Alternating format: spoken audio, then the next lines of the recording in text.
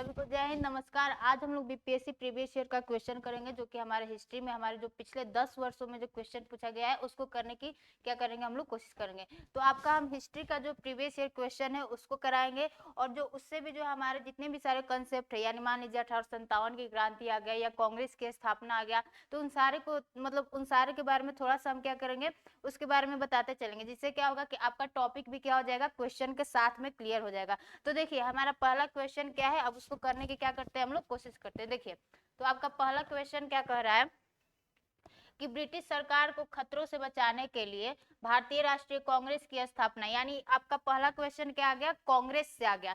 तो हम क्या करेंगे कि हमारे कांग्रेस में जितनी भी बातें बोली, मतलब जितनी भी बातें हैं जो कि हमारे एग्जाम्स में पूछे जा सकते हैं, उसको क्या करेंगे, हम लोग जानेंगे। तो देखिए आपका पहला क्वेश्चन क्या है कि ब्रिटिश सरकार को खतरों से बचाने के लिए भारतीय राष्ट्रीय कांग्रेस की स्थापना सुरक्षा वॉल के सिद्धांत के आधार पर की गई थी।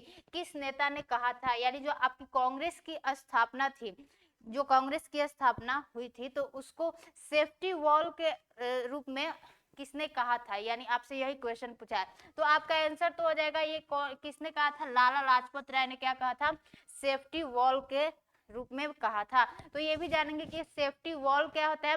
पहले थोड़ा सा हम लोग क्या करते हैं, कांग्रेस के बारे में जान लेते हैं कि कांग्रेस की स्थापना कब होती है, कांग्रेस के कौन कौन से लीडर्स थे। तो देखिए आपकी हम अगर कांग्रेस की बात करें तो देखिए आपकी कांग्रेस की स्थापना कब होती है, आपकी कांग्रेस की स्थापना 1885 में होती है। यानी कांग्रेस की स्थापना कब होती है, आपकी 1885 में होती है। और जब कांग्रेस की स्थापना 1885 में होती है तो हमें कांग्रेस के 3 चरण देखने को मिलते हैं।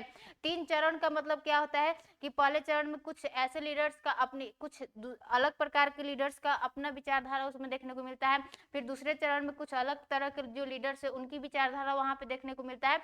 फिर तीसरे चरण में हम लोग क्या करेंगे, गांधीयन इरा को पढ़ेंगे। तो देखिए हमने आपको क्या बताया कि हमारी कांग्रेस की स्थापना कब होती है, आपकी 1885 में होती है। और कांग्रेस के हमें 3 चरण को देखना है, जिसमें से आपका पहला कौन सा चरण हो गया, आपका पहला चरण होगा उदारवादी चरण, उदारवादी चरण, ठीक है। आपका पहला चरण कौन हो जाएगा, उदारवादी चरण। और आपका दूसरा चरण कौन सा हो जाएगा, आपका उग्र राष्ट्रवादी चरण, ठीक है। ये सब हम बताएंगे कि उदारवादी चरण क्या है, उग्र राष्ट्रवादी चरण क्या है, और इसे उदारवादी चरण क्यों कहा गया, इसे उग्र राष्ट्रवादी चरण क्यों कहा गया। और फिर आपका कांग्रेस का तीसरा फेज यानी तीसरा चरण क्या कहलाता है, गांधीयन इरा, यानी गांधीयन युग, ठीक है।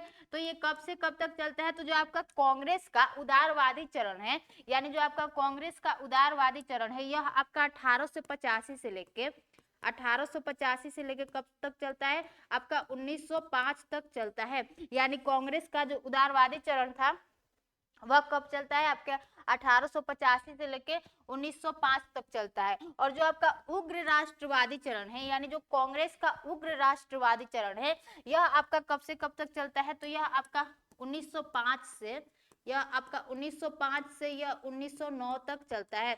तो कांग्रेस का आपका क्या, उग्र राष्ट्रवादी चरण 1905 से लेकर 1919 तक चलता है। और फिर आपका जो गांधीयन इरा है, यह कब से कब तक चलता है, 1915 से लेकर 1947 तक चलता है। 1915 में क्या होते हैं, हमारे गांधी जी साउथ अफ्रीका से भारत वापस आते हैं। तो उसी समय से हमारे यहाँ क्या स्टार्ट हो जाता है, यानी कांग्रेस में गांधीयन विचारधारा देखने को मिलती है, इसलिए उसको क्या कहा गया, गांधीयन इरा कहा गया। तो अब हम लोग ने देखा कि हमारी कांग्रेस की जो स्थापना है, यानी इंडियन नेशनल कांग्रेस की स्थापना आपकी 1885 में होती है। अब कांग्रेस के क्या होते हैं, 3 चरण हम लोग देखते हैं। आपका पहला चरण क्या है, उदारवादी चरण है, दूसरा है उग्र राष्ट्रवादी चरण, और तीसरा है गांधीयन इरा। तो अब इसे उदारवादी चरण क्यों कहा गया, इसे उग्र राष्ट्रवादी चरण क्यों कहा गया, और इसे गांधीयन इरा क्यों कहा गया। तो देखिए इसका मतलब है कि उदारवादी चरण के जो भी हमारे लीडर्स हैं, यानी हम अब ध्यान से बता रहे हैं कि उदारवादी चरण क्या था, उग्र राष्ट्रवादी चरण क्या था, सबको ध्यान से सुना है। देखिए तो जो आपका उदारवादी चरण था, उदारवादी चरण के जो भी लीडर्स थे, वो ये नहीं चाहते थे कि भारत पर ब्रिटिश रूल न करे। हमने आपको क्या बताया कि वो ये नहीं चाहते थे कि भारत पर ब्रिटिश रूल न करे, वो यह चाहते थे कि भारत पर ब्रिटिश रूल करे, लेकिन भारतीयों को उनके अधिकार को सुनिश्चित करते हुए, यानी उनके अधिकारों को यह देते हुए क्या करे, भारत पर रूल करे। तो इनका जो बेसिकली लड़ाई था वह किस लिए था, स्वतंत्रता के लिए नहीं ये लोग लड़ रहे थे, ये लोग किस लिए, सुशासन के लिए बात करते थे। और इसके लिए ये क्या करते थे, समय समय पर पत्र पत्रिकाओं के माध्यम से ब्रिटिशर्स के सामने अपनी डिमांड्स को रखते थे। तो कभी कभी जो हमारे उदारवादी चरण के जो लीडर्स थे, कभी कभी इनके डिमांड्स को फुलफिल किया जाता था और कभी कभी इनके डिमांड्स को नहीं भी माना जाता था। तो आपका ये उदारवादी चरण हो गया, आपको समझ में आ गया। उदारवादी चरण के जो लीडर्स थे, हमारे दादा भाई नौरोजी थे, गोपाल कृष्ण गोखले थे, तो ये सब क्या थे, हमारे उदारवादी चरण के लीडर थे, यानी यह क्या थे, नरमपंथी इनको कहा जाता है। तो आपको समझ में आ गया कि ये नहीं चाहते थे कि भारत पर ब्रिटिश रूल ना करे, ये चाहते थे कि भारत पर ब्रिटिश रूल करे, लेकिन भारतीयों को उनके अधिकारों को सुनिश्चित करते हुए। तो आपको उदारवादी चरण समझ में आ गया। अब ये उग्र राष्ट्रवादी चरण क्या है, अब ये जो उग्र राष्ट्रवादी चरण के जो भी हमारे लीडर्स थे, क्या वो अचानक से आ जाते हैं, तो नहीं। ये जो उग्र राष्ट्रवादी चरण के जो लीडर थे, यानी जैसे आपके भगत सिंह हो गए, लाल बहादुर शास्त्री हो गए, ये सब क्या थे, उग्र राष्ट्रवादी चरण के लीडर थे, अरविंदो घोष हो गए। तो ये जो लोग जो आपके उग्र राष्ट्रवादी चरण के लीडर थे, ये क्या हो रहे थे कि इसी उदारवादी चरण में से ही थे, यानी जब इनके डिमांड्स को ब्रिटिशर्स नहीं मानते थे, तो ये क्या हो रहे थे, वो उसी टाइम से प्रिपेयर हो रहे थे। जो उग्र राष्ट्रवादी चरण के जो भी लीडर्स थे, इनका कहना था कि हम ब्रिटिशर्स से अपने अधिकार मांग ही क्यों रहे हैं, यानी हमारा देश है, इनका क्या कहना था कि हम ब्रिटिशर से अपना अधिकार मांग ही क्यों रहे हैं, हम ब्रिटिशर जो हमारा ब्रिटिश रूल है उसको समाप्त क्यों नहीं कर देते। तो इन्होंने क्या किया, स्वशासन का कंसेप्ट लाया, यानी इनका कहना था कि हमारा देश है, हम क्या करेंगे, खुद यहाँ पे रूल करेंगे। तो जो आपके उग्र राष्ट्रवादी चरण के लीडर्स थे, इनका कहना था कि आपको पत्र पत्रिकाओं का सहारा छोड़कर, यानी जो आप रिक्वेस्ट अप्रोच अपनाते हो कि बात बात पर डिमांड रखते हो ब्रिटिशर्स के सामने, तो इन्होंने क्या कहा कि हमें ये जो आपका रिक्वेस्ट वाला अप्रोच है उसको साइड करके हमें जन आधार बनाना चाहिए, यानी लोगों को अपने से कनेक्ट करके एक आंदोलन चलाना चाहिए, जिससे क्या हो सके, हमें आजादी मिल सके। लेकिन जो आपके उदारवादी चरण के जो भी आपके लीडर्स थे, इनका कहना था कि नहीं, अभी भारत के लोग किसी आंदोलन को करने के लिए प्रिपेयर नहीं है, हम उनकी बातों को अपने लेवल पे क्या करेंगे, वहां पर ब्रिटिशर्स के सामने डिमांड करेंगे। तो ये आपके उग्र राष्ट्रवादी चरण के लीडर्स समानांतर चल रहे थे। लेकिन 1905 में एक ऐसा समय आता है जब स्वदेशी तथा बहिष्कार आंदोलन किया जाता है बंगाल विभाजन के विरुद्ध में। तो उसमें यह क्या होते हैं, उग्र राष्ट्रवादी चरण के लीडर एकदम सामने से आते हैं और वो कहते हैं कि जो आपका बहिष्कार एवं स्वदेशी आंदोलन है वह केवल बंगाल तक सीमित नहीं रहना चाहिए, इसका प्रचार प्रसार पूरे भारत में होना चाहिए। और इसी बात को लेकर जो उग्र उदारवादी चरण के जो लीडर्स थे और जो उग्र राष्ट्रवादी चरण के जो लीडर्स थे, दोनों में मतभेद होता है, जिस कारण क्या होता है कि 1907 के सूरत अधिवेशन में ये दोनों क्या हो जाते हैं, अलग अलग हो जाते हैं, यानी कांग्रेस का विभाजन हो जाता है, यानी यह क्या हो जाते हैं, दोनों अलग अलग हो जाते हैं। अब हम लोगों ने आपके उदारवादी चरण को देखा, उग्र राष्ट्रवादी चरण को देखा, अब हम लोग क्या करते हैं, गांधीयन इरा को देखते हैं। तो जो आपका गांधीयन इरा है वह कब से स्टार्ट होता है, 1915 से 1947 तक, यानी जनवरी 1915 में गांधी जी हमारे साउथ अफ्रीका से वापस इंडिया आते हैं। तो गांधी जी जो थे वह साउथ अफ्रीका में ही ऑलरेडी नस्लीय भेदभाव को कम करने के लिए उन्होंने सारी प्रैक्टिस कर चुका था, यानी ये सब जानते थे कि अहिंसा क्या होता है, सत्याग्रह क्या होता है, कैसे आंदोलन को किया जाता है, तो सब वहीं से मतलब सीख कर आए थे। और जब गांधी जी भारत में आते हैं तो जो उनके राजनीतिक गुरु थे, क्या नाम था उनका, सी राजगोपालाचारी, उन्होंने कहा कि देखो, जब तुम इंडिया में जा रहे हो और इंडिया के तुम पॉलिटिकल सिस्टम में एंट्री कर रहे हो, तो तुम क्या करना, पहले 1 साल तक देश का भ्रमण करना, और जिससे क्या होगा कि तुम अपने आप को लोगों से कनेक्ट कर पाओगे, यानी लोगों से कनेक्ट कर पाओगे, तभी क्या होगा कि तुम लोगों की समस्याओं को समझोगे, और जब लोगों की समस्याओं को समझोगे तभी क्या होगा कि तुम एक अच्छे लीडर बन पाओगे। जो दोनों ये क्या नहीं कर पाए हैं, यानी ये दोनों क्या करते हैं कि जन आधार नहीं बनाते, यानी लोगों को अपने से कनेक्ट नहीं कर पाते हैं, तो वही काम जो गांधी जी आके क्या करते हैं, कर देते हैं।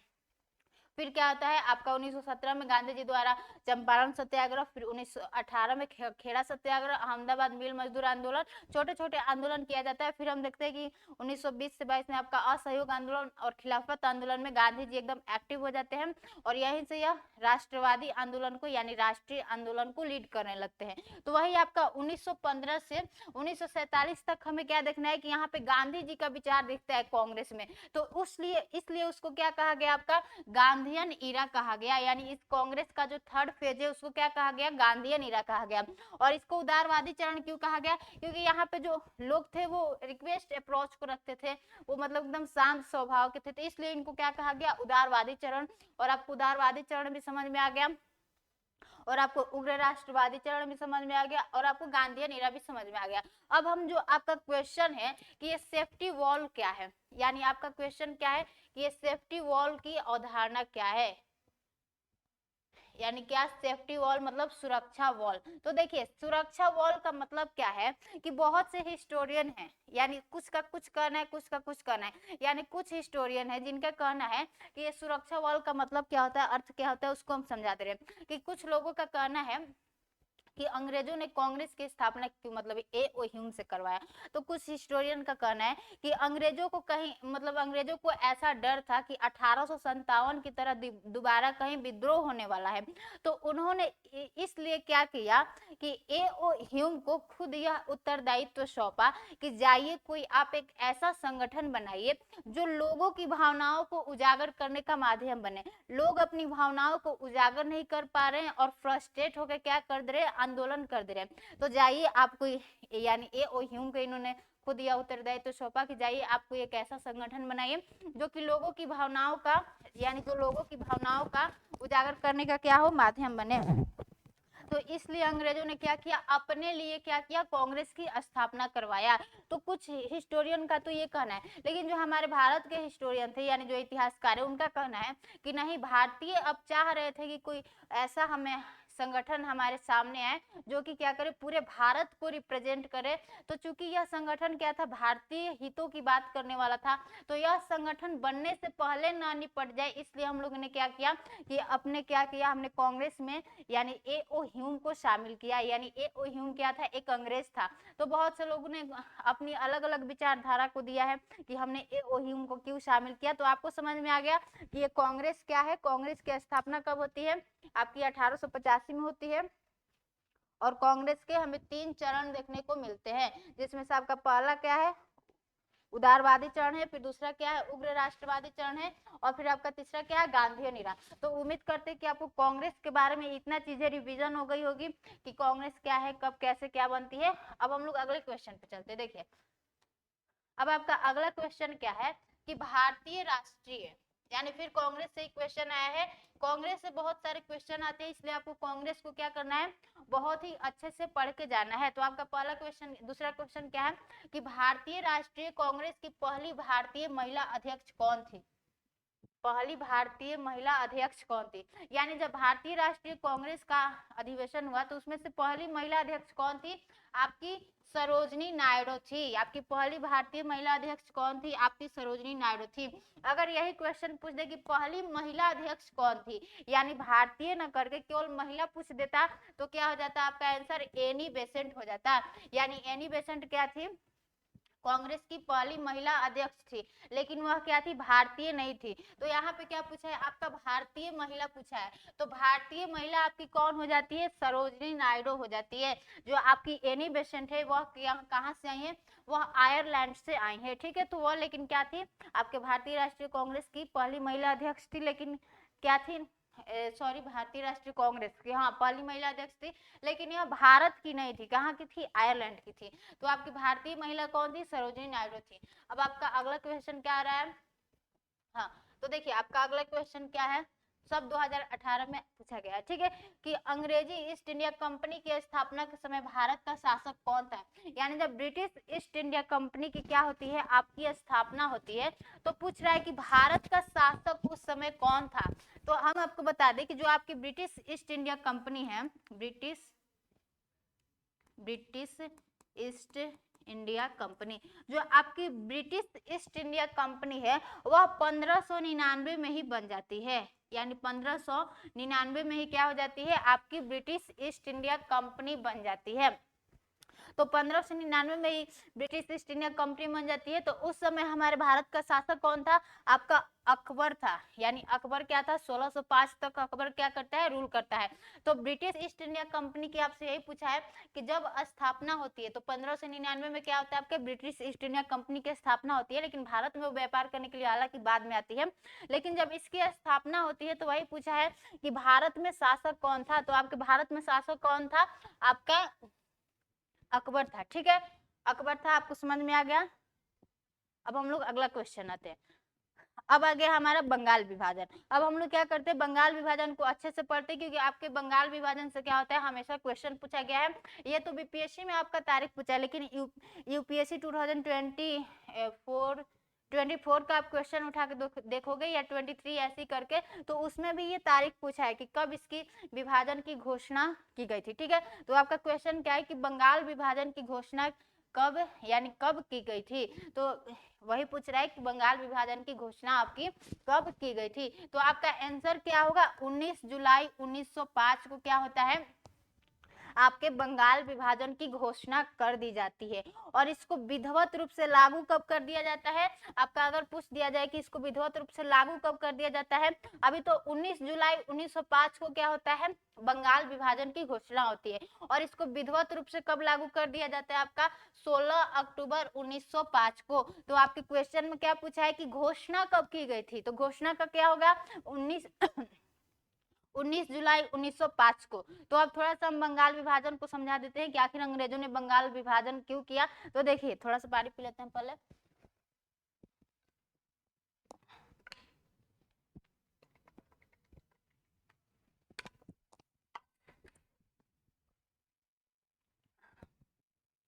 तो देखिए, बंगाल विभाजन की घोषणा कब की गई थी, 19 जुलाई 1905 को। तो देखिए, अंग्रेजों को बंगाल विभाजन करने का मुख्य उद्देश्य क्या था, बंगाल को दुर्बल बनाना। क्योंकि जो आपका बंगाल था उस समय भारतीय राष्ट्रीय आंदोलन का प्रमुख केंद्र बन चुका था।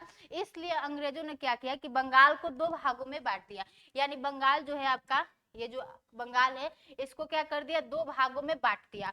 हमने क्या बताया कि बंगाल को दुर्बल करने के लिए अंग्रेजों ने बंगाल को दो भागों में बांट दिया। क्यों, क्योंकि जो आपका बंगाल है उस समय के भारतीय राष्ट्रीय आंदोलन का प्रमुख केंद्र था।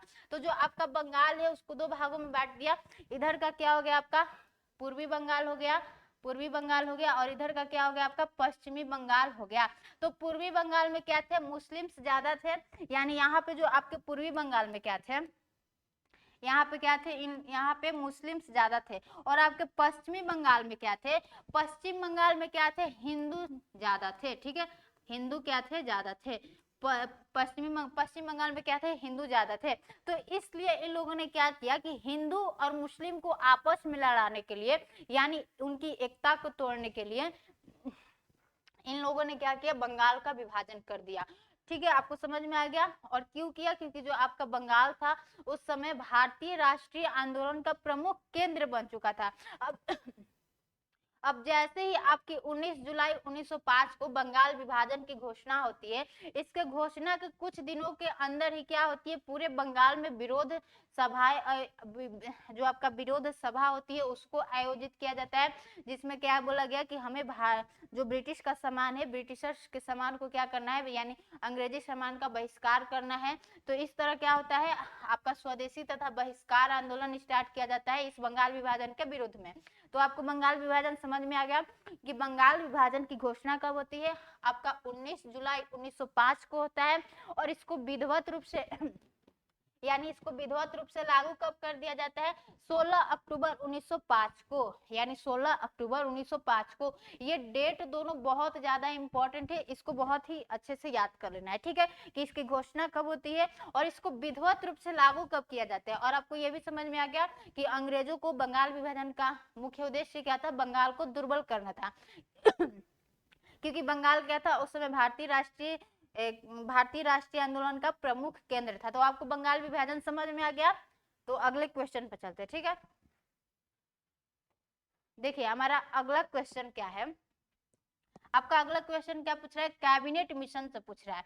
यानी आपका क्या है कि कैबिनेट मिशन का सदस्य कौन नहीं था। यानी कैबिनेट मिशन कब आता है, मार्च 1946 में क्या आता है, आपका कैबिनेट मिशन आता है। तो इसमें पूछा है कि उसके कितने सदस्य थे, 3 सदस्य थे। तो इसमें से आपका पूछा है कि कैबिनेट मिशन के इसमें से कौन सदस्य नहीं थे। आपके लॉरेंस थे, आपके क्रिप्स थे और अलेक्जेंडर थे। क्या आपने बेबेल का नाम सुना है कि बेबेल आपके कैबिनेट मिशन में थे। तो आपके क्या थे, बेबेल नहीं थे। तो ये आपके 1 2 3 तीनों तो थे ना, लेकिन तो इसका आंसर क्या होगा, उपरोक्त में से एक से अधिक। इसका आंसर क्या हो जाएगा आपका ई। तो थोड़ा सा कैबिनेट मिशन के बारे में समझ लेते हैं कि यह क्या इसका मतलब क्या काम था और इसको क्यों लाया गया था। तो देखिए होता क्या है कि भारतीय जो थे हमारे क्या कर रहे थे, वो संविधान सभा बनाने की अंग्रेजों से मांग कर रहे थे। तो होता क्या है कि आपके 1940 में क्या आता है, आपका 1940 में आता है अगस्त प्रस्ताव आता है। ये सभी चीजें आपके एकदम जबान पे होनी चाहिए कि आपके 1940 में क्या आता है, अगस्त प्रस्ताव आता है। फिर आपके 1942 में क्या आता है, आपका क्रिप्स मिशन आता है। क्रिप्स मिशन आता है। ये सब क्या था, इसका क्या प्रावधान था। जब हम स्पेक्ट्रम बुक को अभी हम स्टार्ट किए हैं, जिसमें से हमने आपका पहला चैप्टर स्टार्ट कर दिया, उसको अपलोड हो जाएगा। ये सारा चीज हम आगे उस बुक में कवर करेंगे, ठीक है। तो आपका 1940 में क्या आता है, आपका अगस्त प्रस्ताव आता है। फिर आपका 1942 में क्या आता है, क्रिप्स मिशन आता है। फिर क्या होता है कि मार्च 1946 में क्या आता है बच्चों, मार्च 1946 में क्या आता है आपका, देखिए कैबिनेट मिशन आता है। यानी मार्च 1946 में क्या आता है आपका कैबिनेट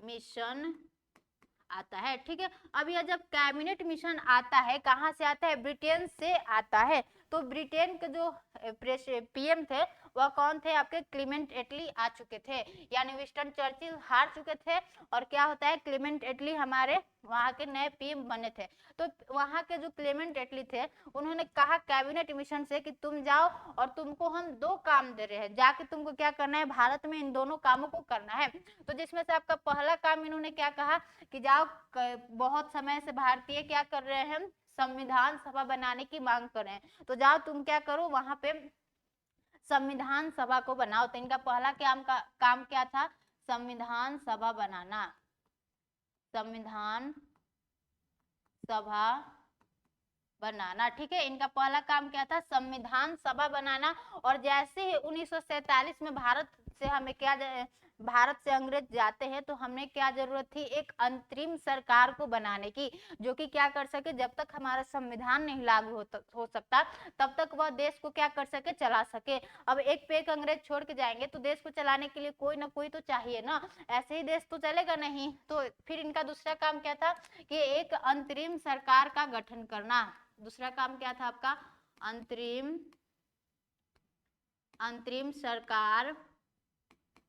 सरकार का गठन करना। ये जो चीजें हम बता रहे हैं आपको उम्मीद करते हैं कि समझ में आया होगा, क्योंकि कहीं ना कहीं आप तो हिस्ट्री पढ़े होंगे, तो हम क्या करा रहे हैं, प्रीवियस ईयर क्वेश्चन करा रहे हैं। अगर आप वहां पे अच्छे से पढ़े होंगे तो इन सारी चीजों को आप रिलेट कर पा रहे होंगे, ठीक है। तो आपका पहला क्या हमने बताया कि मार्च 1946 में आपका क्या आता है, कैबिनेट मिशन आता है। कैबिनेट मिशन के 2 काम बोले गए थे। यानी बोला गया कि देखो बेटा, तुमको हम भेज तो रहे हैं, तुमको क्या करना है, जाके वहां पे इंडिया में 2 काम करना है। जिसमें से पहला काम क्या था, इन्होंने बोला कि देखो भारतीय जो है वो बहुत लंबे समय से क्या कर रहे हैं कि संविधान सभा बनाने की मांग कर रहे हैं। यानी उन्हें क्या करना है, अपना खुद रूल करना है। तो उनके लिए संविधान सभा जाओ, तुम बनवाओ। और दूसरा काम क्या करो कि एक अंतरिम सरकार का गठन करना। यानी जब हम लोग वहां से लूट पाट के आएंगे तो वहां पे कोई तो रूल करने के लिए चाहिए ना, तो क्या करो, जाओ और वहां पे अंतरिम सरकार बनाना। तो बस कैबिनेट मिशन का 2 काम था, एक संविधान सभा बनाना और एक अंतरिम सरकार का गठन करना। तो आपको कैबिनेट मिशन से जो क्वेश्चन आया उसके बारे में हमने थोड़ा सा बता दिया, ठीक है। तो आपका अब अगला क्वेश्चन क्या है, देखिए अगला क्वेश्चन क्या है, अगला क्वेश्चन है 1857 के विद्रोह के बारे में पूछा है। तो थोड़ा सा हम क्या करेंगे, आपको 1857 का जो विद्रोह है उसको भी बताते चलेंगे, ठीक है। और अगर अच्छा लग रहा है तो आपको क्या करना है, चैनल को सपोर्ट करना है, मतलब थोड़ा सा लाइक वगैरह शेयर वगैरह कर दीजिएगा, ठीक है। जिससे क्या होगा, हमें भी लगेगा कि हाँ आप लोग सपोर्ट कर रहे हैं, तो हमें भी थोड़ा अच्छा लगेगा। देखिए आपका पहला क्या है, इसमें से क्या है 1857 का विद्रोह, यानी 1857 के विद्रोह के विफल होने के कौन से कारण हैं, यानी जो आपका 1857 का विद्रोह है वह क्या है, उसकी असफलता का कारण क्या है, यानी वह जो आपका 1857 का विद्रोह है वो कोई सफल विद्रोह तो था नहीं, तो उसकी बोल रहा है कि असफलता का कारण क्या है। ठीक है, तो देखिए आपका पहला कारण क्या बोल रहा है कि अंग्रेजों की सैन्य श्रेष्ठता, यानी जो अंग्रेजों की सैन्य श्रेष्ठता थी वह भारतीयों से क्या थी, बहुत ज्यादा अच्छी थी, तो आपका पहला क्या है, सही है। और दूसरा क्या है कि विद्रोहियों के पास कोई एकीकृत कार्यक्रम एवं विचारधारा नहीं था, यानी ये भी क्या है, आपका सही बोल रहा है कि जब 1857 का विद्रोह होता है वह क्या होता है कि जो तारीख तय किया गया था, तारीख तय से पहले ही क्या हो जाता है, विद्रोह स्टार्ट हो जाता है। और जब कोई भी काम बिना प्लानिंग के आप स्टार्ट करते हो तो वो कुछ अच्छा नहीं हो पाता है, जितना इम्पैक्ट उसका चाहिए वो अच्छा नहीं होता है। तो इसलिए क्या होता है कि इनकी कोई एक फिक्स विचारधारा नहीं थी कि हाँ हमें ये करना है वो करना है, नहीं। और तीसरा क्या था आपका कि समाज के सभी वर्गों ने इसका समर्थन नहीं किया, यानी समाज के सभी वर्गों से समर्थन का अभाव था, तो ये भी बात क्या है, सही है। हमारे बोल सकते हैं कि 1857 के विद्रोह में बहुत से देशी रियासतों ने, जैसे सिंधिया हो गए, सिंध हो गया, ये राजपूत हो गए, ये सभी लोगों ने क्या किया था कि अंग्रेजों का साथ दे दिया था। और जो हमारे समाज के जो शिक्षित वर्ग थे, यानी वो क्या हो गए थे, न्यूट्रल रह गए थे, यानी उन लोगों ने ना अंग्रेजों का साथ दिया था ना भारतीयों का साथ दिया था। तो हम बोल सकते हैं कि जो आपका 1857 का विद्रोह था, हालांकि इसमें सभी वर्ग के लोगों ने इसमें भाग तो लिया था, लेकिन ये पूरे नेशनल लेवल पर नहीं हो पाया था, क्योंकि सबका क्या था, एक अपना पर्सनल हित था कि हाँ हमारी जमींदारी समाप्त कर दी गई है या वो कर दी गई है, तो इसलिए वो लोग क्या कर रहे थे, विद्रोह में भाग लिए थे। तो क्या था, ये सारे फैक्टर्स थे, यानी सारे रीजंस थे उसकी विफलता के, यानी 1857 के विफल होने के। तो आपका आंसर क्या हो जाएगा, इनमें से कोई भी नहीं, उपरोक्त में से सभी, यानी आपका सी आंसर हो जाएगा। तो अब हम लोग थोड़ा सा क्या करते हैं, 1857 का जो विद्रोह है उसके बारे में हम लोग थोड़ा सा क्या कर लेते हैं, चर्चा कर लेते हैं, ताकि आपका क्या हो जाएगा, रिवीजन हो जाएगा। और चीजें जितना रिवीजन होती है उतना ही अच्छी होती है एग्जाम के लिए। देखिए तो आपका जो 1857 का विद्रोह होता है उसका हम लोग क्या करते हैं, थोड़ा सा कारण जान लेते हैं, यानी 1857 के विद्रोह का कारण क्या था। तो हम आपको बता रहे हैं कि जो हमारी ब्रिटिश ईस्ट इंडिया कंपनी है, यानी जो आपकी ब्रिटिश ईस्ट इंडिया कंपनी है, यह क्या करती है, यह 1600 ईस्वी में तो भारत आती है, यानी जो आपकी ब्रिटिश ईस्ट इंडिया कंपनी है यह 1600 ईस्वी में भारत आती है, और यह 1600 से लेके 1764 तक क्या करती है, केवल और केवल क्या करती है, ट्रेड करती है, यानी भारत में व्यापार करती है। तो इसका जो ट्रेड का जो स्टेटस है यह 1600 से लेकर 1764 तक रहता है, लेकिन आफ्टर 1765 यानी 1765 के पहले हमें दो वॉर दिखाई देता है, जिसमें क्या है आपका पहला क्या है, 1757 का प्लासी का युद्ध है, और 1764 का क्या है, बक्सर का युद्ध है। अब जैसे ये बक्सर का युद्ध 1764 में लड़ते हैं, फिर क्या होता है कि 1765 के बाद इनको एक बंगाल क्षेत्र मिल जाता है जिस पर यह रूल करते हैं। तो ये लोग क्या करते हैं कि फिर क्या करते हैं कि 1765 से लेके आपके 1857 के बीच तक ये लोग क्या करते हैं, यानी 100 सालों में क्या करते हैं कि भारत के बहुत से क्षेत्रों को अपने में मिलाते जाते हैं। तो उन क्षेत्रों को, यानी जिस क्षेत्रों को उन्होंने अपने में मिलाया, तो उन क्षेत्रों पर इनकी आर्थिक नीति कैसी थी, सामाजिक नीति कैसी थी, राजनीतिक नीति कैसी थी, धार्मिक पॉलिसी कैसी थी, यानी रिलीजियस पॉलिसी कैसी थी। तो उन सभी का परिणाम हमें क्या दिखता है, 1857 का विद्रोह में दिखता है। यानी जो 1857 का जो विद्रोह है वह अचानक से नहीं हो जाता है, जो उसका बैकग्राउंड है, यानी जो उसकी पृष्ठभूमि है वह बहुत पहले लोगों से, मतलब बहुत पहले से क्या हो रही थी, चली आ रही थी, यानी बहुत से लोग फ्रस्ट्रेट हो गए थे। लेकिन 1857 का एक ऐसा टाइम भी मिलता है जिसमें चर्बी लगे कारतूस का जो प्रयोग करने से सेना क्या कर देते हैं, मना करते हैं, तो उनको अंग्रेजों द्वारा गोली से मारा जाता है। तो ये एक मौका भी मिल जाता है 1857 के विद्रोह का। ठीक है, तो देखिए अब तो 1857 का हम थोड़ा सा, ये कुछ बेसिक था उसको हमने बताया। तो आपके 1857 का जो विद्रोह का कारण था, आपका पहला क्या था, आपका पहला क्या था, आपका आर्थिक कारण था, यानी पहला क्या था आपका आर्थिक कारण था। अब बहुत से बच्चे हैं कि जब क्लास को स्टार्ट करते हैं और इतनी चीजें टफ पढ़ाने पर वो क्या करते हैं, उनको समझ में नहीं आता है, क्योंकि जो अच्छी किताबें होती है यानी अच्छी जो क्लास होती है वो जल्दी समझ में नहीं आता है और वो क्या करते हैं, वीडियो को कट करके यहाँ से भाग जाते हैं। लेकिन ऐसा नहीं, जब तक आप अच्छे से चीजों को समझोगे नहीं तब तक आपका एग्जाम क्या होगा, नहीं निकलेगा। तो क्लास को अंतिम तक देखना है, जो जो चीजें बता रहे हैं सारी चीजें आपके स्पेक्ट्रम में लिखा हुआ मिलेगा, हम स्पेक्ट्रम बुक को ही फॉलो करते हैं, ठीक है। तो देखिए आपका पहला क्या है, 1857 के विद्रोह का आर्थिक कारण है। आर्थिक कारण का मतलब क्या हो गया कि जो ब्रिटिशर्स थे वह भारत से सस्ते कच्चे मालों को क्या करते थे, ब्रिटेन में भर भर के ले जाते थे और ब्रिटेन से तैयार माल को क्या करते थे, भारतीय बाजारों में लेके बेचते थे। जिससे क्या होता था कि जो हमारे भारत के जो छोटे उद्योगपति थे, हस्तकार थे, शिल्पकार थे, दस्तकार थे, वो सब क्या हो जाते हैं, उनका जो बिजनेस है ठप हो जाता है। क्यों? क्योंकि जो ब्रिटिशर्स का सामान है वह क्या था, हमारे भारतीय सामानों से सस्ता हुआ करता था। क्यों? क्योंकि वो मशीन में बनकर आ रहा था और हमारे भारत में लोग अपने हाथों से बनाते थे। तो अब जो हमारे भारतीय थे वो क्या करते थे, ब्रिटिशर्स का सामान ज्यादा खरीदते थे। पहला कारण तो आपका ये हो गया। और दूसरा आर्थिक कारण क्या था कि ब्रिटिशर्स क्या करते थे कि भारत से जो भी सामान था अगर ब्रिटेन में उसको बेचने के लिए हम लोग ले जाते हैं तो उस पर क्या करते थे, ये लोग उच्च कर लगा देते थे, यानी हाई टैक्स को इम्पोज कर देते थे। जिससे क्या होता था कि भारतीयों का सामान ब्रिटेन में ज्यादा बिक नहीं पाता था और ब्रिटेन से आने वाली सामान जो भारत में बिचने वाली थी उस पर क्या करते थे, निम्न कर लगाते थे। जिससे क्या होता कि भारतीय में उनका भारत में उनका सामान ज्यादा बिक पाता था। तो इसलिए यह क्या हो जाता था, यह भी आपका आर्थिक कारण था। तो यह क्या था, सभी लोग क्या थे, परेशान हो गए थे। यानी जो छोटे उद्योगपति थे, हस्तकार थे, शिल्पकार थे, दस्तकार थे, जो कुटीर उद्योग पे अपना निर्भर थे, तो वो लोग सब क्या थे, बहुत लंबे समय से परेशान थे और वो कोई एक ऐसा मौका ढूंढ रहे थे कि जिससे वो क्या कर सके, अपना जो हिंसा है उसको बाहर निकाल सके। तो पहला आपको आर्थिक कारण समझ में आ गया। और दूसरा क्या था, दूसरा क्या था आपका राजनीतिक कारण था। राजनीतिक कारण का मतलब क्या होता है, राजनीतिक कारण, राजनीतिक कारण का मतलब क्या होता है कि देखिए जब हमारा जो विलेजली है, यानी जो हमारा विलेजली है, लॉर्ड विलेजली, वह जब भारत में आता है तो वह भारत को डायरेक्ट कंट्रोल करना चाहे, मतलब भारत को वह क्या करना चाहता है, कंट्रोल करना चाहता है। लेकिन उसे डायरेक्ट कंट्रोल करने में क्या थी, डर था। तो उसने क्या किया कि एक पॉलिसी वो लाता है, सहायक संधि लाता है। इसका क्या कहना था कि देखो वहां के राजा को हराओ और उस राजा को ही रूल करने दो। जिससे क्या होगा कि राजा और जो वहां की जनता है दोनों के बीच में जो इमोशन है वो भी बना रहेगा। और अपना सेना और एक प्रमुख को क्या करो, उस राजा के दरबार में बैठा दो और ये जो सेना है वो क्या करेंगे कि राजा को विदेशी आक्रमण के समय उसकी मदद करेंगे। और इस सेना का खर्च, यानी जो जो भी सेना है उसका खर्च कौन देगा, वहां का राजा देगा। तो यह क्या करता है, सहायक संधि लाता है। कौन लाता है, आपका लॉर्ड वेलेस्ली लाता है, ठीक है। लॉर्ड वेलेस्ली लाता है। तो जब लॉर्ड वेलेस्ली लाता है सहायक संधि, तो यह क्या करता है, जिससे क्या करता है, यह अपने सेना को और एक प्रमुख को क्या करता है, राजा के दरबार में बैठा देता है। और इस आधे अधूरे काम को पूरा कौन कर देता है, आपका लॉर्ड डलहौजी। जब लॉर्ड डलहौजी आता है, यानी लॉर्ड डलहौजी, तो लॉर्ड डलहौजी क्या लाता है, आपका राज्य हड़प नीति लाता है।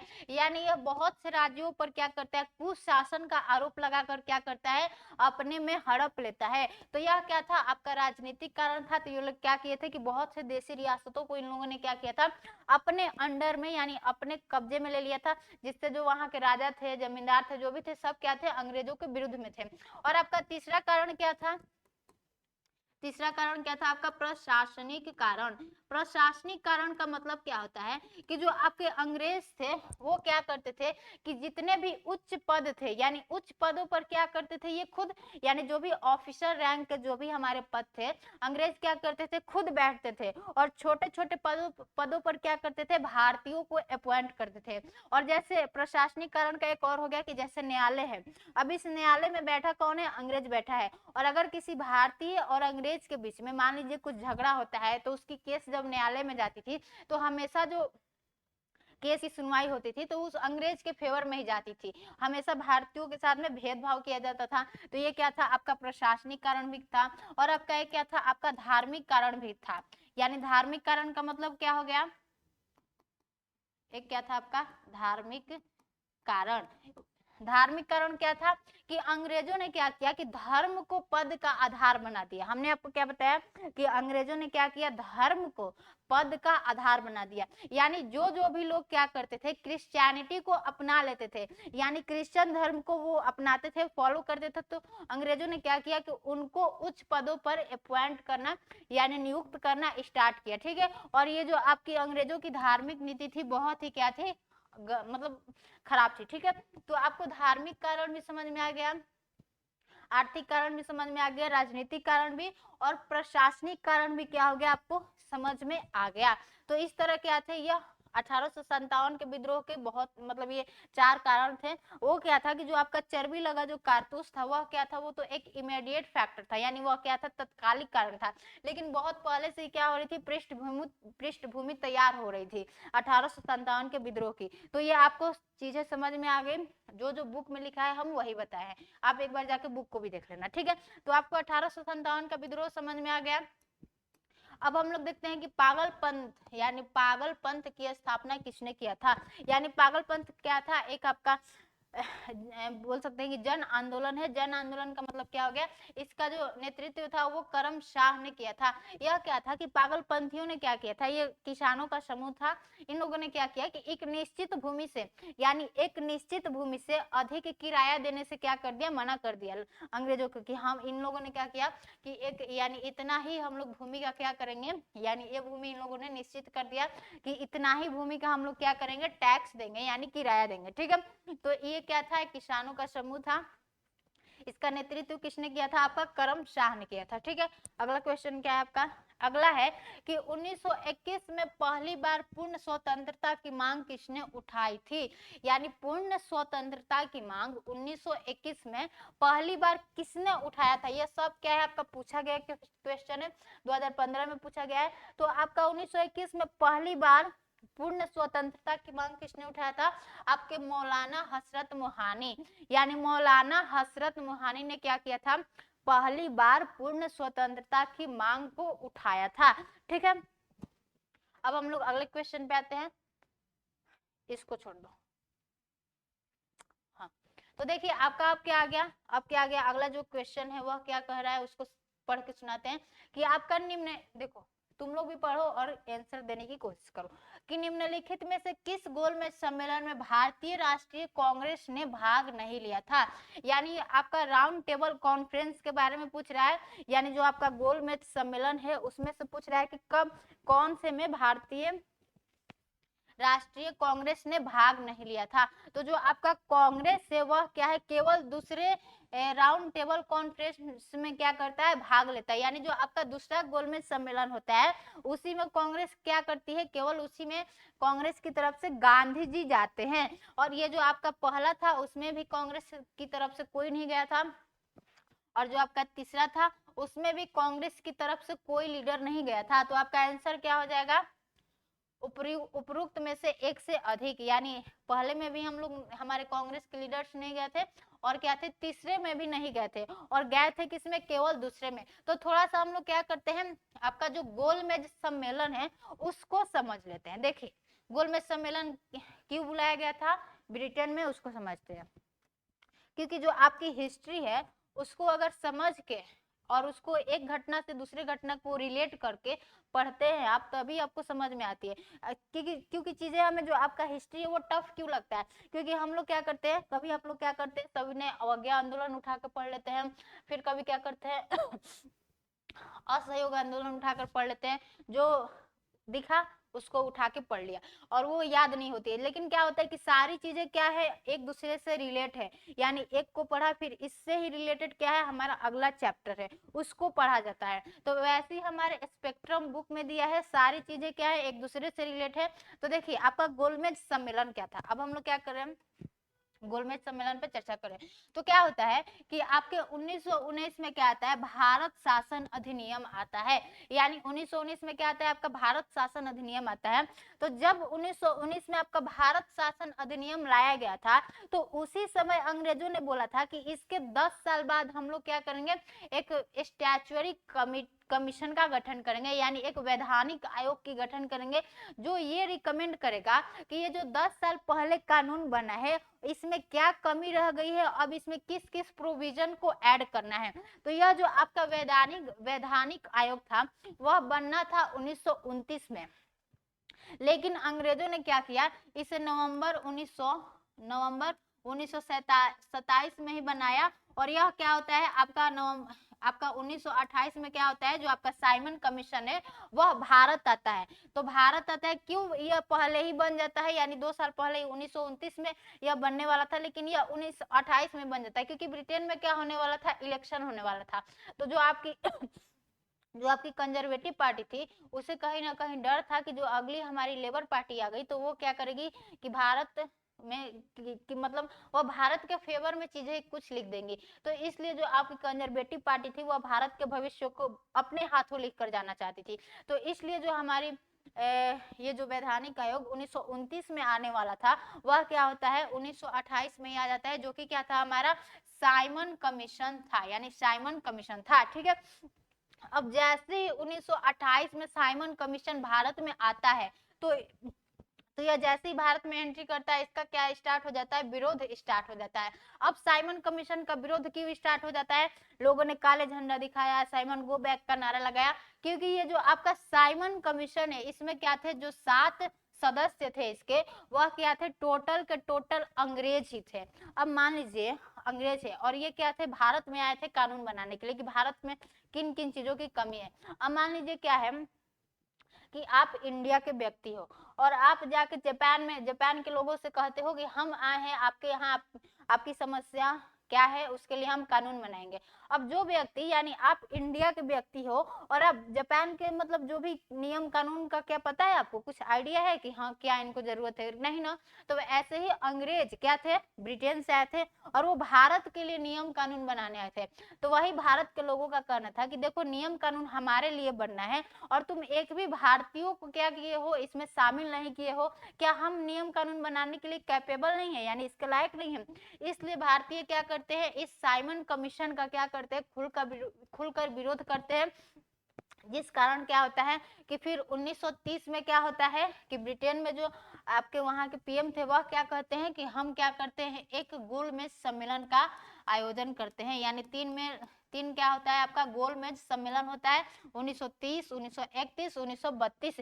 इन्होंने कहा कि इस गोलमेज सम्मेलन में, यानी यह तो अपना क्या करती है 1930 में क्या करती है, अपना रिपोर्ट देकर चली जाती है, लेकिन फिर 1928 में यह क्या करती है, विरोध होने के बावजूद भी क्या करती है, अपना रिपोर्ट देकर चली जाती है। फिर क्या होता है कि ब्रिटेन के जो पीएम थे उन्होंने कहा कि देखिए हम विरोध करने की इसमें कोई जरूरत नहीं है, हम क्या कर रहे हैं, एक गोलमेज सम्मेलन का आयोजन कर रहे हैं, जिसमें क्या होगा कि भारत के जो भी राजनीतिक दल के जो भी लीडर्स थे और जो भी देशी रियासतें हैं वो सब क्या करेंगी, आके इस गोलमेज सम्मेलन में क्या करेंगी, भाग लेंगी और जो जो भारत के लिए नियम कानून की जरूरत है वह क्या करेंगी, यहाँ पे बताएंगे, उस पर क्या होगा, विचार विमर्श होगा और उन नियम कानून को क्या किया जाएगा, इस साइमन कमीशन के रिपोर्ट में ऐड कर दिया जाएगा। तो इसलिए आपका क्या होता है, गोलमेज सम्मेलन होता है। गोलमेज सम्मेलन समझ में आ गया कि आपका साइमन कमीशन बनता है। साइमन कमीशन द्वारा दी गई रिपोर्ट पर बहुत क्या होता है, बवाल होता है। तो इस पे कहा गया, अंग्रेजों ने यानी ब्रिटेन के पीएम ने कहा कि कोई बात नहीं, आपको बवाल करने की टेंशन नहीं है, हमने जो रिपोर्ट दिया है उस पर हम लोग क्या करेंगे, दोबारा विचार विमर्श करेंगे और जो जो नियम कानून की जरूरत होगी उसको हम लोग ऐड कर देंगे। ठीक है, तो आपको गोलमेज सम्मेलन समझ में आ गया कि क्या था। अब आते हैं हम लोग अगले क्वेश्चन में। ठीक है, देखिए आपका अगला क्वेश्चन क्या है कि महात्मा गांधी ने भारतीय राष्ट्रीय कांग्रेस के किस अधिवेशन की अध्यक्षता की थी, यानी जो आपके महात्मा गांधी थे वह किस कांग्रेस के अधिवेशन की उन्होंने क्या किया था, अध्यक्षता किया था।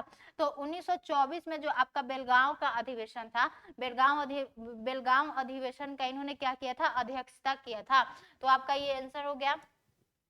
अब हमारा अगला क्वेश्चन आता है कि अगला क्वेश्चन क्या है, देखिए कि इसमें से किसने सती प्रथा को अवैध घोषित किया था, यानी कुछ गवर्नर्स का नाम दे दिया है और आपसे पूछ रहा है कि इनमें से किन्होंने सती प्रथा का अंत किया था। तो आपके जो विलियम बेंटिक थे उन्होंने क्या किया था, सती प्रथा का अंत किया था और भारत में पूरी तरह से राजा राम मोहन राय ने 1829 में सती प्रथा को समाप्त कर दिया था। ठीक है, तो देखिए अब हमारा अगला क्वेश्चन क्या है, जितने सारे भी क्वेश्चन है वो बहुत सभी क्या है इंपॉर्टेंट है, क्योंकि ये हमेशा क्या होते हैं क्वेश्चन सारे रिपीट्स होते हैं, एक एग्जाम्स में नहीं, दूसरे एग्जाम में, तीसरे एग्जाम में, तो ये क्या है बहुत ही ज्यादा इंपॉर्टेंट क्वेश्चन है, तो सबको क्या करना है अच्छे से देखना है। तो देखिए आपका पहला फिर क्या अगला क्वेश्चन है कि निम्नलिखित में से किस रियासत को अंग्रेजों ने कभी नहीं मिलाया था, यानी कुछ देशी रियासतों का नाम दे दिया है और आपसे पूछा है कि इनमें से किस रियासत को अंग्रेजों ने कभी नहीं मिलाया था। तो आपका पहला क्या है सिंध है, फिर क्या है ग्वालियर है, फिर अवध है, फिर सतारा है। ये तो ग्वालियर, अवध, सतारा को इन सबको अंग्रेजों ने क्या कर लिया था, मिला लिया था। लेकिन जो आपका सिंध है, सिंध को अंग्रेजों ने क्या किया था, कभी नहीं अंग्रेज मिला पाए थे। ठीक है, तो जो आपका सिंध वाला जो देशी रियासत है, इसको अंग्रेज क्या किए थे, कभी नहीं इसको अपने क्षेत्र में मिला पाए थे। तो देखिए अब आपका अगला क्वेश्चन क्या कर रहा है, अगला क्वेश्चन है कि बॉम्बे प्रेसिडेंसी एसोसिएशन द्वारा स्थापित किया गया था, यानी जो आपका बॉम्बे प्रेसिडेंसी है वह किसके द्वारा स्थापित किया गया था। तो ये जितने सारे ऑप्शन दिख रहे हैं इन सभी के द्वारा स्थापित किया गया था। आपके फिरोज शाह मेहता भी थे और आपके केटी टेलंग भी थे, यानी केटी टैलंग भी थे, और आपके WC बनर्जी भी थे, और आपके तैयब जी थे, तैयब जी भी थे। तो इसमें से आंसर क्या होगा आपका, इनमें से एक से अधिक, यानी उपरोक्त में से एक से अधिक। तो बॉम्बे प्रेसिडेंसी एसोसिएशन आपको देख लेना है कि इनकी जो स्थापना है कौन कौन से लोगों ने किया था। ठीक है, अब हमारा अगला क्वेश्चन क्या है, अब हमारा अगला क्वेश्चन है कि 1857 का जब हमारे विद्रोह होता है भारत में, तो उस समय भारत में हमारा क्या था, गवर्नर जनरल कौन था। तो यह क्या है, यह भी बहुत ही अच्छा क्वेश्चन है, हर एग्जाम्स में पूछे जाते हैं कि जब 1857 का विद्रोह हुआ था तो हमारे भारत में कौन गवर्नर था। ठीक है, इन लोगों में तो लॉर्ड लगाना ही नहीं चाहिए, ये जो लॉर्ड लॉर्ड दिया है, क्योंकि इन लोगों ने ऐसा करतूत करके भारत में गया है कि बेलेजली, लॉर्ड बेलेजली, लॉर्ड डलहौजी। तो देखिए आपका जो 1857 में जब विद्रोह हुआ था तो उस समय हमारा गवर्नर जनरल कौन था, आपका कैनिंग था। ठीक है, लॉर्ड कैनिंग।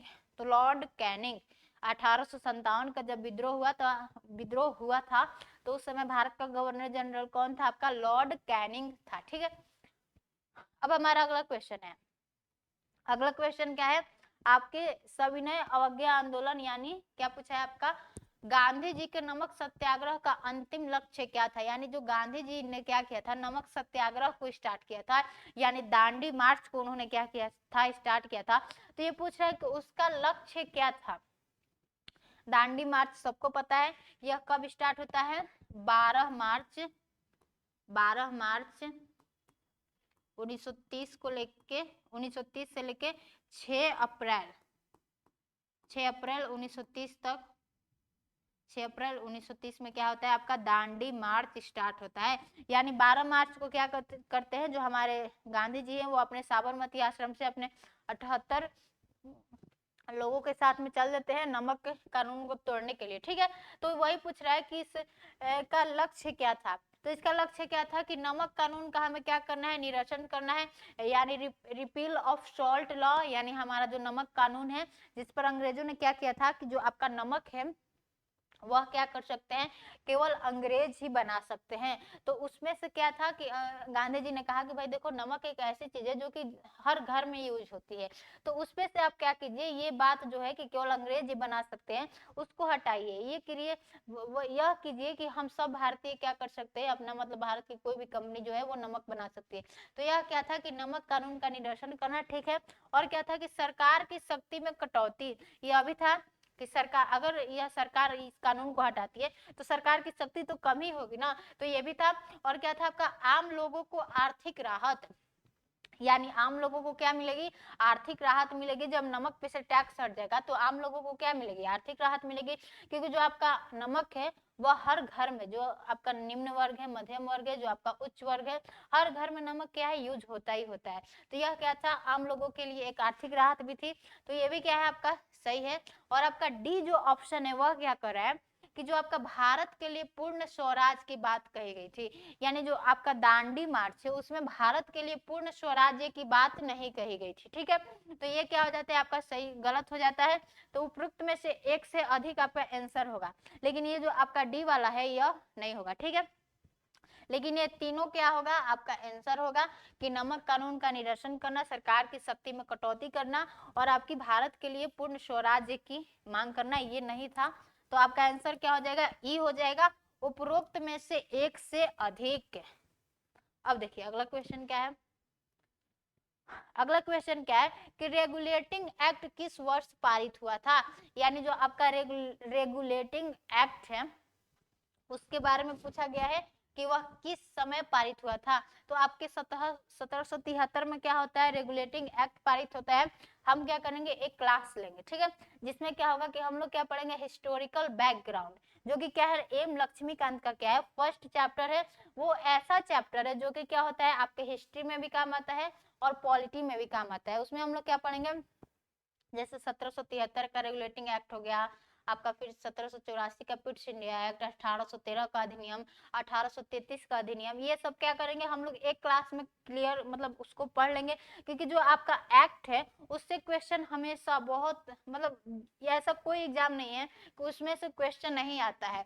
हम आपको यूपीएससी का उसका प्रीवियस ईयर क्वेश्चन में दिखा देंगे कि जो आपका हिस्टोरिकल बैकग्राउंड है वहां से कितने सारे क्वेश्चन आए हैं, और ऐसा भी नहीं है कि इतना टफ आता है कि हमसे होगा ही नहीं, उसको एक बार पढ़ लोगे आप तो उससे हो जाएगा। ठीक है, तो हम क्या करेंगे, एक एम लक्ष्मीकांत का जो आपका फर्स्ट चैप्टर है वह क्या है हिस्टोरिकल बैकग्राउंड, उसको हम लोग करेंगे और उसमें हमारे जितने सारे भी क्या है अधिनियम है उसको हम लोग पढ़ लेंगे। ठीक है, तो देखिए ये तो हो गया आपका रेगुलेटिंग एक्ट किस वर्ष पारित किया गया था, 1773, इसका आंसर आपका ये हो गया।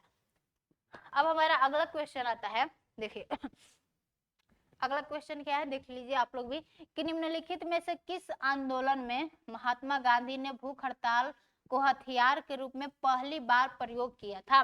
यानी जो आपके गांधी जी हैं, आपका क्वेश्चन क्या कर रहा है कि जो आपके गांधी जी हैं उन्होंने कब पहली बार भूख हड़ताल का प्रयोग करना क्या किया था, स्टार्ट किया था। तो जो आपके महात्मा गांधी है हमने आपको क्या बताया कि 1915 में क्या करते हैं, वह साउथ अफ्रीका से क्या करते हैं भारत वापस आते हैं। तो जैसे ही वह 1915 में भारत आते हैं तो उनके जो राजनीतिक गुरु थे वह कौन थे, सी राजगोपालाचारी। उन्होंने कहा था कि तुम एक साल क्या करना, पहले भारत का भ्रमण करना, लोगों को अपने से जोड़ना, उनकी समस्याओं को समझना, फिर क्या करना तुम फिर पॉलिटिकल सिस्टम में एंट्री करना। तो क्या होता है 1915 से लेके 1916 तक क्या करते हैं गांधी जी देश का भ्रमण करते हैं, और फिर 1916 में यह क्या करते हैं कांग्रेस की इन्होंने सदस्य के रूप में यह गए थे, अध्यक्ष नहीं बने थे। ठीक है, और फिर 1917 में क्या करते हैं, यह चंपारण सत्याग्रह स्टार्ट करते हैं बिहार से, और फिर आपका 1918 में हमारे गांधी जी दो आंदोलन को लीड करते हैं, यानी दो सत्याग्रह करते हैं, जिसमें से आपका पहला क्या है आपका अहमदाबाद मिल मजदूर आंदोलन, और दूसरा क्या है आपका खेड़ा सत्याग्रह है। तो जो आपका पहला जो है अहमदाबाद मिल आपका जो क्या है अहमदाबाद मिल मजदूर आंदोलन, इसी आंदोलन में इन्होंने क्या किया था, हमारे महात्मा गांधी ने क्या किया था, भूख हड़ताल करना स्टार्ट किया था। अब ये आपका अहमदाबाद मिल मजदूर आंदोलन था क्या, जो आपका अहमदाबाद मिल मजदूर आंदोलन था यह क्या था कि यह मिल मालिक यानी मिल मालिक तथा मजदूरों के बीच में, यानी मजदूर के बीच में क्या था, जो आपका प्लेग बोनस है, प्लेग बोनस के विवाद को लेकर क्या होता है एक विवाद छिड़ गया था, यानी क्या हुआ था कि प्लेग फैल गया था, जिससे क्या हुआ था कि मजदूरों से वहां के जो मिल मालिक है बोला था उन्होंने, देखो प्लेग फैलने से क्या हुआ था कि बहुत से लोगों ने पूना को छोड़ करके आ गए थे, अपने घर वापस आ गए थे। तो जो मिल मालिक था उसने क्या किया कि मजदूरों को बुलाने के लिए उसने कहा कि तुम लोग आओ और हम क्या करेंगे बोनस बढ़ाएंगे। लेकिन जैसे ही क्या होता है फिर प्लेग खत्म होता है तो फिर क्या करता है ये बोनस को समाप्त कर देता है।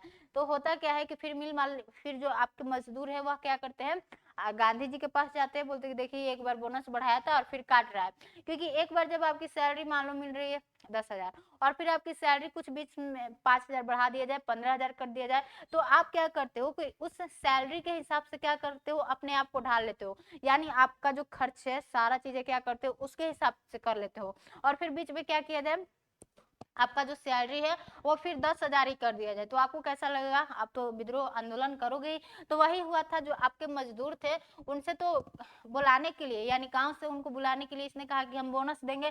फिर जैसे ही प्लेग समाप्त होने के कगार पर आता है, इसके बोनस को समाप्त कर दिया जाता है। तो ये मजदूर क्या करते हैं, गांधी जी के पास जाते हैं और गांधी जी से करते हैं कि आप क्या कीजिए, इस मामले में हस्तक्षेप कीजिए, क्योंकि आपके बिना हमारा कल्याण नहीं होगा। तो फिर क्या होता है कि ये मजदूरों का क्या था कि ये क्या कर रहे थे कि 50% बोनस की डिमांड कर रहे थे। यानी जो आपके मजदूर थे वह मिल मालिक से क्या कर रहे थे कि हमें 50% का क्या दीजिए, बोनस दीजिए। लेकिन जो हमारे गांधी जी थे, लेकिन जो आपका मिल मालिक है वह कितना कहता है कि नहीं, हम क्या देंगे, 20% देंगे, यानी हम क्या देंगे, 20% देंगे। लेकिन तो इसी बात पे मजदूर क्या होते हैं, भड़क जाते, कहते हैं इतना कम। तब गांधी जी क्या करते हैं, भूख हड़ताल पर बैठ जाते हैं और ये क्या करते हैं, 35% बोनस की क्या करते हैं, डिमांड करते हैं कि क्या कीजिए, आप 35% कम से कम तो बोनस दीजिए। फिर क्या होता है, फिर क्या होता है, इनके बोनस को पुनः से मतलब इनके बोनस को दिया जाता है, जिससे क्या होता है कि गांधी जी यह मामला को सोल्यूशन मतलब इस मामला को हल कर पाते हैं। और क्या होता है, और इसी आंदोलन में, यानी जो आपका अहमदाबाद मिल मजदूर आंदोलन है, इसी में इन्होंने क्या किया था, पहली बार भूख हड़ताल स्टार्ट किया था। ठीक है, तो आपको समझ में आ गया। ये बहुत ही, ये भी क्या है, बहुत इंपॉर्टेंट क्वेश्चन है कि गांधी जी ने किस आंदोलन से पहली बार भूख हड़ताल करना स्टार्ट किया था। तो क्या है आपका, अहमदाबाद मिल मजदूर आंदोलन। और देख लेते हैं।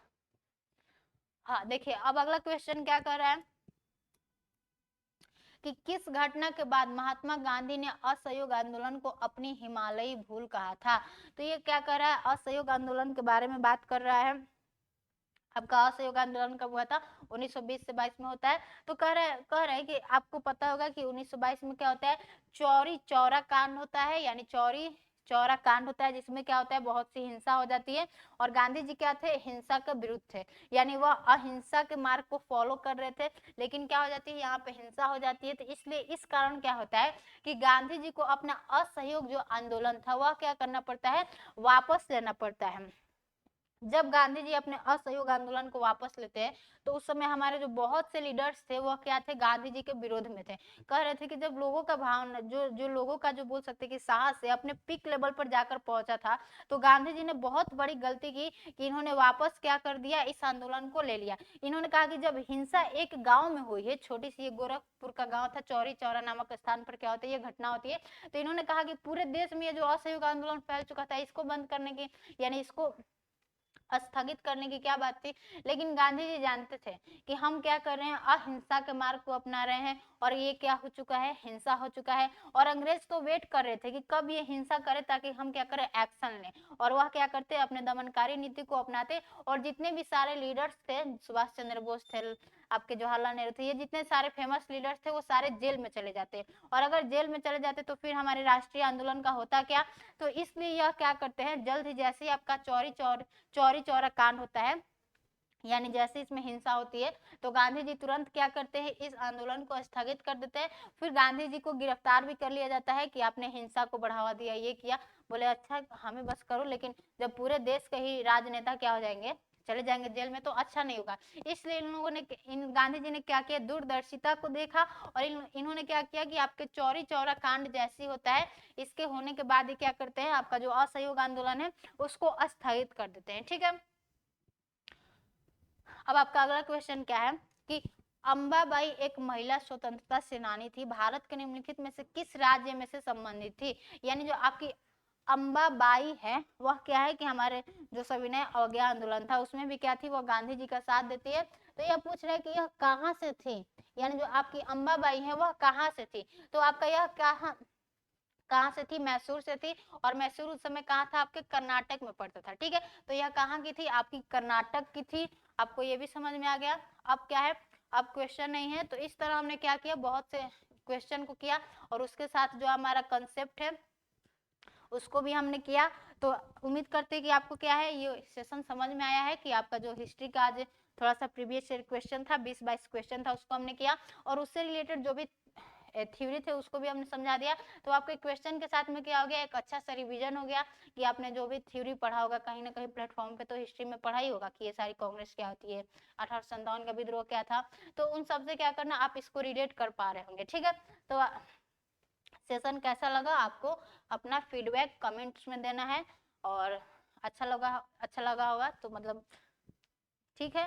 और अगर कुछ आपकी बोल सकते हैं कि कुछ बातें हैं जो कि आप क्या करना कमेंट में डाल देना। ठीक है, तो आज के लिए बस इतना ही रखते हैं, तब तक के लिए सभी को जय हिंद, नमस्कार।